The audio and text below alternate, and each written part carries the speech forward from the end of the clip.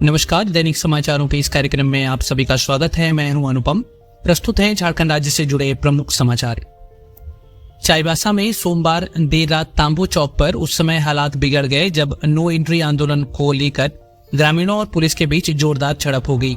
इस बीच प्रदर्शनकारियों ने पथराव शुरू कर दिया, जिसके जवाब में पुलिस ने लाठीचार्ज किया और आंसू गैस के गोले छोड़े। अचानक हुए बवाल से पूरे इलाके में अफरा तफरी मच गई। इस दौरान सदर एसडीपीओ बामन टूटी का वाहन भी क्षतिग्रस्त हो गया। ग्रामीणों की मांग है कि NH 220 और चाईबासा बाईपास पर दिन के समय भारी वाहनों के प्रवेश पर रोक लगाई जाए। उनका कहना था कि इन वाहनों की वजह से लगातार सड़क हादसे हो रहे हैं और कई लोगों की जान जा चुकी है। सोमवार को सैकड़ों ग्रामीण परिवहन मंत्री दीपक बिरुआ के आवास का घेराव करने जा रहे थे, लेकिन पुलिस ने सभी को तांबू चौक पर रोक दिया। इसके बाद ग्रामीण वहीं धरने पर बैठ गए। धरना देर शाम तक चलता रहा। ग्रामीणों ने सड़क पर ही चूल्हा जलाकर खाना खाया और नृत्य गान भी किया। रात होते होते उन्होंने मुख्य सड़क को जाम कर दिया और सरकार के खिलाफ नारेबाजी शुरू कर दी। जब पुलिस ने उन्हें हटाने का प्रयास किया तो भीड़ भड़क गई और पथराव शुरू कर दिया। हालात काबू से बाहर होते देख पुलिस को हल्का बल प्रयोग करना पड़ा। गौरतलब है कि झारखंड के पूर्व मुख्यमंत्री चंपाई सोरेन ने चाईबासा में ग्रामीणों पर हुए लाठीचार्ज पर हेमंत सरकार के खिलाफ कड़ी प्रतिक्रिया दी है। उन्होंने कहा कि संथाल परगना को बचाना है, उसे किसी अन्य धर्म या समुदाय का परगना बनने नहीं देंगे। चाईबासा की घटना को लेकर चंपाई सोरेन ने बुधवार को उलान बंद का आह्वान किया है। जमशेदपुर में मीडिया से बातचीत करने के बाद चंपाई सोरेन का काफिला चाईबासा की ओर रवाना हुआ, लेकिन चाईबासा में प्रवेश करने से पूर्व ही कुज्जू सीमा पर जिला प्रशासन ने उन्हें रोक दिया। उन्होंने कुज्जू में ग्रामीणों से मुलाकात। सरायकेला के स्वर्णरेखा नदी में पूजा करते समय एक नाबालिग समेत 3 श्रद्धालु तेज धारा में बह गए थे। स्थानीय गोताखोरों और राष्ट्रीय आपदा प्रतिक्रिया बल NDRF की टीम द्वारा घंटों की कड़ी मशक्कत के बाद मंगलवार शाम तक तीनों के शव बरामद कर लिए गए। मृतकों की पहचान संजय यादव, प्रतीक यादव और आर्यन यादव के रूप में हुई है। तीनों आदित्यपुर और डिमना इलाके के रहने वाले थे। इस हादसे के बाद छठ घाट पर अफरा तफरी मच गई। स्थानीय लोगों और गोताखोरों ने आर्यन का शव एक दिन पहले ही बरामद कर लिया था, जबकि प्रतीक और संजय की तलाश मंगलवार सुबह तक जारी रही। नदी की तेज धार और गहराई ने बचाव अभियान के लिए बड़ी चुनौतियां खड़ी कर दी, लेकिन शाम तक स्थानीय गोताखोरों की सूझबूझ से प्रतीक का शव भी बरामद कर लिया गया। चांडिल SDO विकास राय ने शवों के मिलने की जानकारी दी है। इस दुर्घटना से पूरे इलाके में शोक की लहर है। दुर्घटना के बाद जिला प्रशासन ने सभी घाटों पर सुरक्षा व्यवस्था की समीक्षा की है और कड़े निर्देश जारी किए हैं। प्रशासन ने कहा है कि भविष्य में वो सिर्फ चेतावनी जारी करने तक ही सीमित नहीं रहेगा, बल्कि सुरक्षा नियमों की अनदेखी करने वालों के खिलाफ कड़ी कार्रवाई भी करेगा। प्रधानमंत्री नरेंद्र मोदी की अध्यक्षता में हुई कैबिनेट बैठक में 8वें वेतन आयोग यानी 8th पे कमीशन के गठन को मंजूरी दे दी गई है। यह आयोग केंद्रीय कर्मचारियों के वेतन, भत्ते, पेंशन और अन्य लाभों की समीक्षा करेगा और उसी के आधार पर सैलरी में बढ़ोतरी की सिफारिश करेगा। आयोग को अपनी रिपोर्ट साल 2026 तक सौंपनी होगी। आमतौर पर वेतन आयोग का गठन हर 10 साल में किया जाता है। पिछला यानी 7वां वेतन आयोग 2014 में बना था और इसकी सिफारिशें 2016 में लागू की गई थी। वेतन आयोग केंद्र सरकार द्वारा गठित एक उच्च स्तरीय विशेषज्ञ समिति होती है, जिसका उद्देश्य सरकारी कर्मचारियों के वेतन और भत्तों की समीक्षा कर उन्हें वर्तमान आर्थिक परिस्थितियों के अनुसार न्यायोचित बनाना होता है। यह आयोग सुनिश्चित करता है कि कर्मचारियों को ऐसा वेतन मिले जिससे वे सम्मानजनक जीवन जी सके। इसके अलावा यह पेंशन, महंगाई भत्ता, चिकित्सा और आवास जैसी सुविधाओं से जुड़ी नीतियों में सुधार की सिफारिशें भी करता है।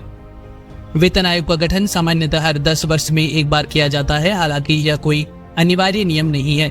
सरकार आर्थिक स्थिति, महंगाई और राजकोषीय जरूरतों को देखते हुए इसे पहले या बाद में भी गठित कर सकती है। आयोग का प्रमुख अक्सर कोई सेवानिवृत्त न्यायाधीश या वरिष्ठ प्रशासनिक अधिकारी होता है, जबकि अन्य सदस्य वित्त, अर्थशास्त्र, वेतन प्रबंधन और मानव संसाधन के विशेषज्ञ होते हैं। घाटशिला की चुनाव बिसात तैयार हो चुकी है। झामुमो पर सिटिंग सीट बचाने का दबाव है तो भाजपा पर ST के बीच पैठ बनाने का मौका। मैदान में 2 राजनीतिक घरानों की सेकेंड पीढ़ी ताज हो रही है। एक तरफ झामुमो के सुमेश सोरेन तो दूसरी तरफ भाजपा के बाबूलाल सोरेन। वही जयराम कुमार महतो की पार्टी JLKM ने दोबारा रामदास मुर्मू को मैदान में उतारा है। विशेषज्ञों का मानना है कि कुर्मी वोटर्स का जयराम कुमार महतो के प्रति झुकाव है। JLKM ने कुर्मी को ST का दर्जा देने की मांग का समर्थन भी किया है। इसकी वजह से भी कुर्मी समाज का जयराम महतो की ओर झुकाव बढ़ा है। उनकी सभा में अच्छी खासी भीड़ जुटती है, लेकिन JLKM के प्रति आदिवासी समाज की नाराजगी बढ़ी है। चुनाव पर इसका असर दिख सकता है। वैसे जयराम अच्छी तरह जानते हैं कि उनका कोर वोटर कुर्मी है, इसलिए सोच समझकर उन्होंने इस मुद्दे को हवा दी है। दूसरी तरफ आजसू के सुदेश महतो भी कुर्मी को एसटी का दर्जा देने की मांग खुलकर करते आ रहे हैं। कुर्मी वोट बैंक में अब उनका अपना अलग प्रभाव है। देखना होगा कि वे कुर्मी वोट को एनडीए के पक्ष में साधने में कितने सफल होते हैं। लेकिन जेएलकेएम के 2024 के परफॉर्मेंस को देखें तो उससे बहुत हद तक एक तस्वीर बनती दिखती है। उस चुनाव में भी उन्होंने महज 8000 के करीब वोट बटोरा था।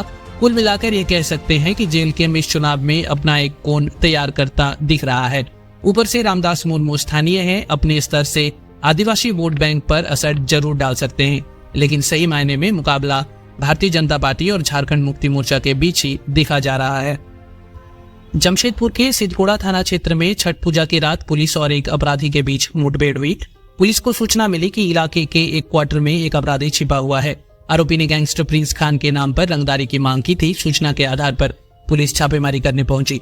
पुलिस टीम के पहुंचते ही अपराधी ने खुद को घिरा देखकर गोलीबारी शुरू कर दी। जवाबी कार्रवाई में पुलिस ने भी मोर्चा संभाला और दोनों तरफ से गोलीबारी शुरू हो गई। गोलीबारी में अपराधी के पैर में गोली लग गई और उसे मौके पर ही गिरफ्तार कर लिया गया। पुलिस ने घटनास्थल से हथियार और कारतूस बरामद किए हैं। आपको बता दें कि पुलिस गैंगस्टर प्रिंस खान के नाम पर जमशेदपुर के एक प्रमुख व्यवसायी हरिराम सिंह से रंगदारी मांगने के आरोपी अपराधियों की तलाश कर रही थी। कुछ दिन पहले पुलिस ने इस मामले में दशरथ शुक्ला को गिरफ्तार किया था, जिस पर पाकिस्तान से अवैध हथियार आयात करने का भी आरोप है। नगर पुलिस अधीक्षक कुमार शिवाशीष ने बताया कि यह कार्रवाई एक गुप्त सूचना के आधार पर की गई। अपराधी गोपाल ने पुलिस पर गोलीबारी की और जवाबी कार्रवाई में उसके पैर में गोली लग गई। उसे गिरफ्तार कर इलाज के लिए अस्पताल भेज दिया गया है। पुलिस अब बाकी फरार अपराधियों की तलाश में छापेमारी कर रही है। पश्चिम सिंहभूम जिले के जराईकला थाना क्षेत्र के सरांडा जंगल में मंगलवार को एक दर्दनाक घटना हो गई। सियाल पत्ता चुनने गई एक 10 वर्षीय बच्ची की नक्सलियों द्वारा बिछाए गए आईडी की चपेट में आने से मौके पर ही मौत हो गई। मिली जानकारी के अनुसार दीघा गांव निवासी जय मासी हेरेंज की बेटी सीरिया हेरेंज मंगलवार सुबह करीब 9 बजे जंगल में सियाल पत्ता चुनने गई थी। इस दौरान वह अनजाने में नक्सलियों द्वारा सुरक्षा बलों को नुकसान पहुंचाने के लिए लगाए गए आईडी विस्फोटक के संपर्क में आ गई। विस्फोट इतना जबरदस्त था कि बच्चे की मौके पर ही मौत हो गई और उसके पैर बुरी तरह क्षतिग्रस्त हो गए। घटना की सूचना मिलते ही जराईकला थाना पुलिस दल बल के साथ मौके पर पहुंची और बच्ची के शव को जंगल से बरामद करने की प्रक्रिया शुरू की। पुलिस अधीक्षक अमित रेणु ने इस घटना की पुष्टि की है। उन्होंने कहा कि नक्सलियों के द्वारा इस तरह की कायराना हरकत की गई है, जिससे जंगल के गांव में के ग्रामीणों को नुकसान उठाना पड़ रहा है। मामले की गंभीरता को देखते हुए पूरे इलाके में सुरक्षा बलों को अलर्ट कर दिया गया है। घटनास्थल की गहन जांच की जा रही है। बोकारो जिले में आईआरबी जवान की गोली मारकर हत्या करने का मामला सामने आया है। घटना के बाद क्षेत्र में डर का माहौल है। जानकारी के मुताबिक चास थाना क्षेत्र के आदर्श कॉलोनी में मामूली विवाद के चलते यदुवंश नगर निवासी लक्ष्मी नारायण यादव के छोटे बेटे अजय यादव उर्फ सोनू की हत्या गोली मारकर कर दी गई है। पुलिस के अनुसार घटना करीब रात के 9 बजे की है। दरअसल सोनू और बलराम तिवारी नामक युवक के बीच किसी बात को लेकर तू मैं हो गई थी। विवाद के कुछ देर बाद बलराम तिवारी अपने कुछ साथियों के साथ घटनास्थल पर पहुंचा। यहाँ सोनू अपने दोस्तों के साथ मौजूद था। इससे पहले कि वो सोनू यादव कुछ समझ पाता, बलराम तिवारी ने पिस्तौल निकालकर उस पर 3 से 4 गोली दाग दी। फायरिंग में सोनू को 3 गोलियां पेट में लगी, जिससे वो गंभीर रूप से घायल हो गया, जिसके बाद उसकी मौत हो गई। थाना प्रभारी चास द्वारा बताया गया कि 2 लोगों को हिरासत में लिया गया है। उनसे पूछताछ की जा रही है। मुख्य आरोपी की गिरफ्तारी को लेकर छापेमारी की जा रही है और जल्द उसको भी गिरफ्तार कर लिया जाएगा। बिहार चुनाव 2025 के लिए महागठबंधन ने मंगलवार को अपना घोषणा पत्र जारी कर दिया है।